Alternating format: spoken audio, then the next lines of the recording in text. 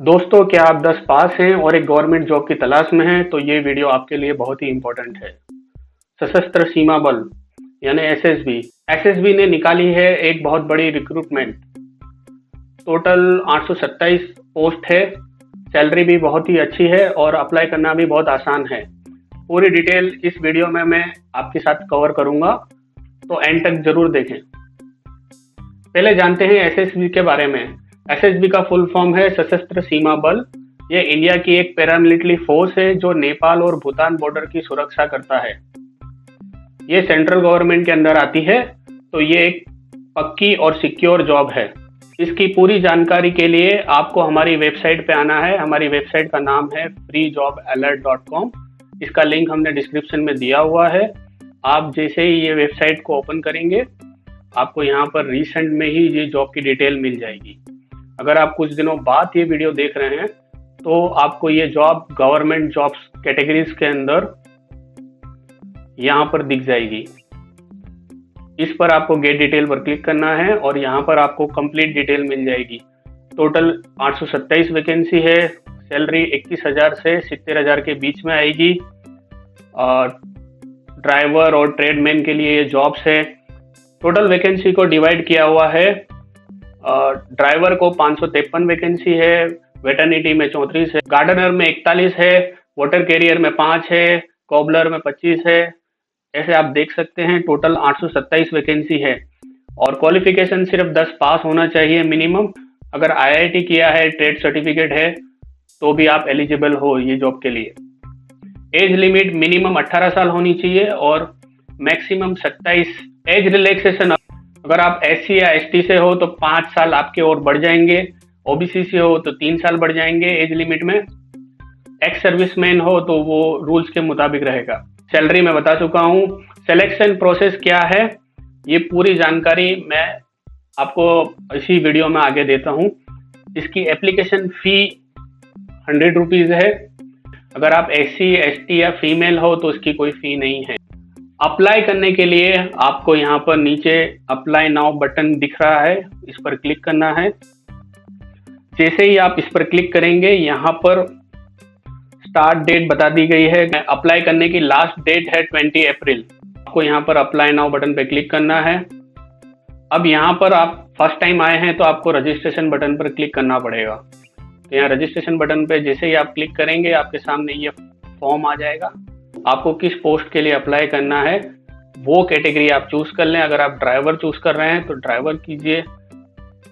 जो भी आपकी सूटेबल पोस्ट है वो सिलेक्ट करने के बाद नीचे आपका नाम डालना है। मैं कोई भी रैंडम नाम डाल के आपको बताता हूँ। आपका फादर नेम डालना है, फिर मदर नेम डालना है, डेट ऑफ बर्थ डालनी है, जेंडर सिलेक्ट करना है, नेशनलिटी इंडियन सिलेक्ट करनी है और आप कौन से धर्म से हैं वो सिलेक्ट करना है। उसके बाद आपका मैरिटल स्टेटस यानी आप शादीशुदा हैं, डिवोर्सी हैं, मैरिड है, अनमैरिड है, जो भी है वो सिलेक्ट करना है। कैटेगरी आप कौन सी कास्ट से आ रहे हैं।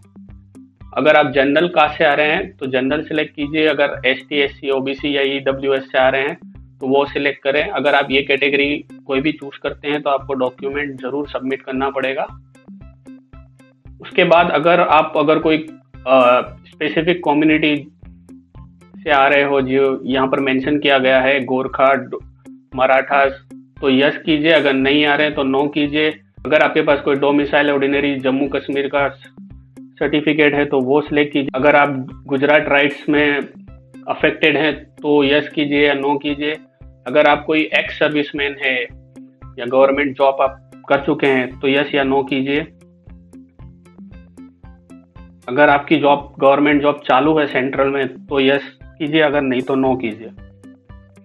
अब ये बहुत इंपॉर्टेंट है, अगर आपने ड्राइवर की पोस्ट के लिए अप्लाई किया है तो आपको यस करना ही है। फिर यहाँ पर आने के बाद आपको आपका कोई भी एक वोटर आईडी, आधार कार्ड, कोई भी डॉक्यूमेंट सेलेक्ट करना है। आधार कार्ड सेलेक्ट करेंगे तो आपको यहाँ पर आपका आधार कार्ड नंबर डालना है। फिर आपको आइडेंटिफिकेशन मार्क डालना है, जो भी आपके बॉडी पर मार्क है, अगर वो है तो डालना है, नहीं तो नो लिख दीजिएगा। फ़ोन नंबर डालना है, ईमेल आईडी डालना है। उसके बाद यहाँ पर आपकी एजुकेशन डिटेल डालनी है। आपने 10वीं कौन सी यूनिवर्सिटी से पास किया है, वो यूनिवर्सिटी का नाम आएगा, उसका ईयर आएगा, रोल नंबर आएगा, सर्टिफिकेट नंबर आएगा, कौन सी डेट को ये इश्यू हुआ था वो आएगा। मैं यहाँ पर अभी रैंडम डेट ले रहा हूँ, बट आपको आपकी एक्यूरेट डेट डालनी है। सब्जेक्ट कौन सा था वो आप डालना है, और एवरेज परसेंटेज कितने आए थे वो डालना है। उसके बाद अगर आपने 12th की है, डिप्लोमा किया है, तो उसकी डिटेल भी जरूर डालें। नेक्स्ट करना है। नेक्स्ट करने के बाद यहाँ पर आपको आपके एड्रेस की डिटेल डालनी है। तो जो आपका परमानेंट एड्रेस है वो यहाँ पर आएगा, और टेम्पररी एड्रेस या आप कहीं रेंट पे रह रहे हैं वो एड्रेस यहाँ पर डालना है। तो अगर आपका दोनों सेम है तो यहाँ पर यस कर देना है।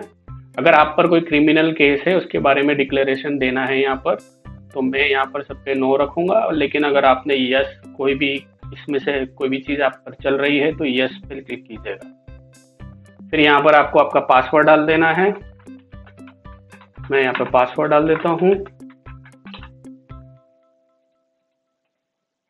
और यहाँ पर आपको अग्री करना पड़ेगा, नहीं तो आगे नहीं जाने देगा।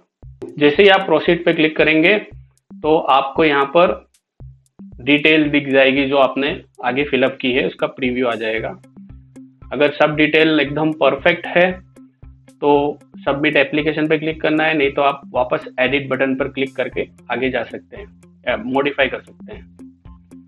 यहाँ पर आपको अगेन टिक मार्क करना है, अग्री होना है डिक्लेरेशन में, और यहाँ पर ये जो वेरिफिकेशन नंबर आ रहा है वो डालकर सबमिट एप्लीकेशन पे क्लिक करना है। ये वापस आपको पूछेगा आप आगे जाना चाहते हैं, वेरीफाई करना चाहते हैं, ओके दे देना है, ओके दे। सबमिट एप्लीकेशन क्लिक करने के बाद आपको यहाँ पर दिखेगा कि रजिस्ट्रेशन आईडी आपका यहाँ पर दिखेगा। ये जरूर नोट डाउन करके रखें अपने पास, क्योंकि ये आपका एक यूनिक रजिस्ट्रेशन आईडी है जिससे आप आपका ऑनलाइन स्टेटस चेक कर सकते हैं। बाद में आपको अगर बाद में आपका ऑनलाइन स्टेटस चेक करना है तो लॉगिन करके आपका रजिस्ट्रेशन आईडी आप जैसे ही डालेंगे आपका स्टेटस आ जाएगा। ओके, अब आपको क्या करना है कि एक फ़ोटो, आपका पासपोर्ट साइज फ़ोटो अपलोड करना है।